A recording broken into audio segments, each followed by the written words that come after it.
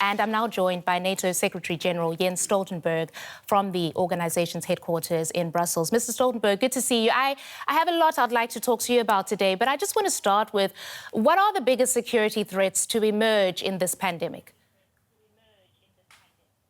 So what we have seen during the pandemic is that the security threats and challenges we had before the pandemic, they are still there.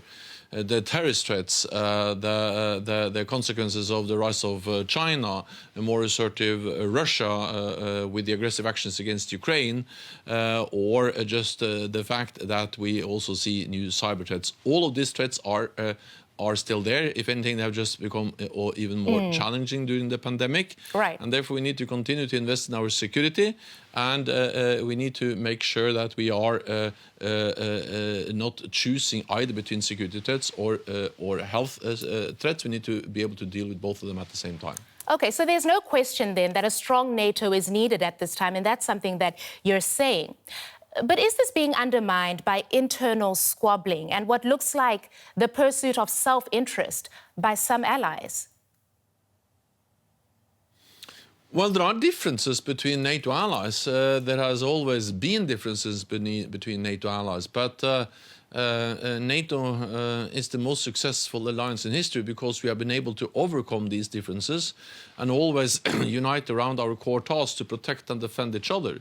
And the main reason for doing that is not to provoke a conflict, but is to prevent war, prevent conflict. So as long as we stand together, all allies are safe and secure, and we preserve peace.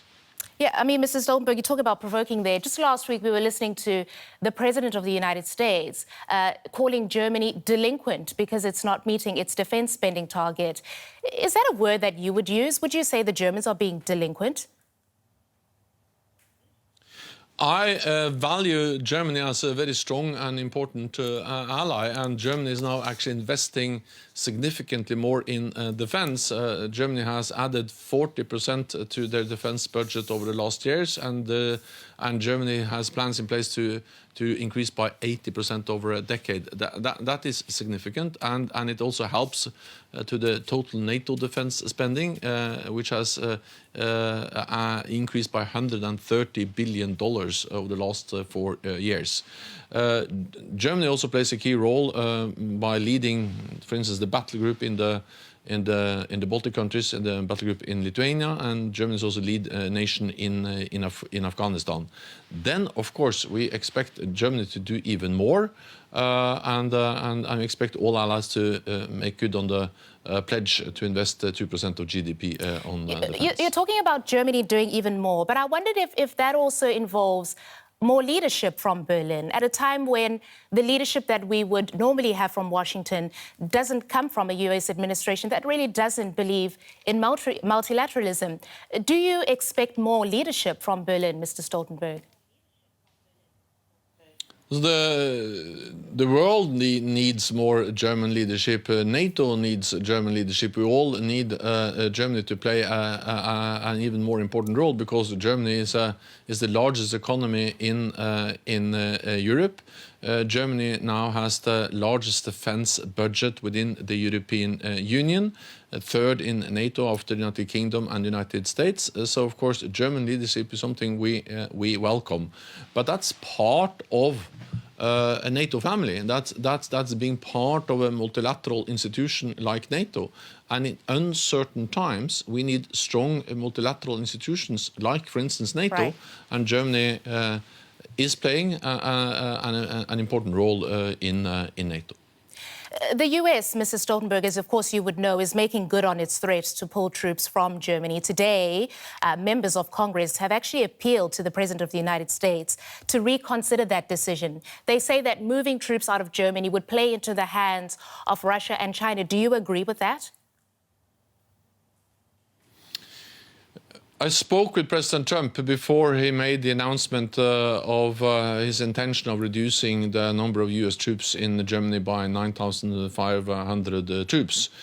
What I told the president is that US presence in Europe is important for NATO, It's important for Europe, but it's also important for the United States. Peace and stability in Europe adds to the security of North America. And we also have to remember that the US presence in Germany and in Europe, it's not only about protecting Europe, but also about projecting power of the United States beyond Europe into the Middle East, into Africa and Afghanistan and elsewhere. So I strongly believe that we should be together, stand together.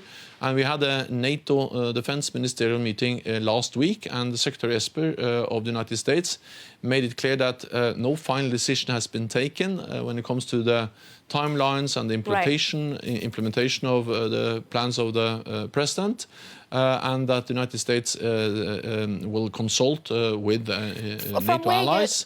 Sorry to cut you off there. I do have limited time, Mr. Stoltenberg. And also that the United States stays committed to European security. Right, I appreciate that, Mr. Stoltenberg. But from where you're sitting, is it best that those troops remain in Germany? Well, it's a bilateral arrangement between the United States and Germany. What we have seen over the last years is actually that the United States has increased their presence in Europe with more troops, more exercises, more pre-positioned equipment. Now the president has announced a reduction. I think it's important that we now consult on the way forward, and that we also make sure that the US stays committed. And that's also what the Secretary said very clearly at the NATO Defense Ministerial meeting last week. All right, that's all we have time for. I'm afraid that is NATO Secretary General Jens Stoltenberg talking to us from Brussels. Thank you.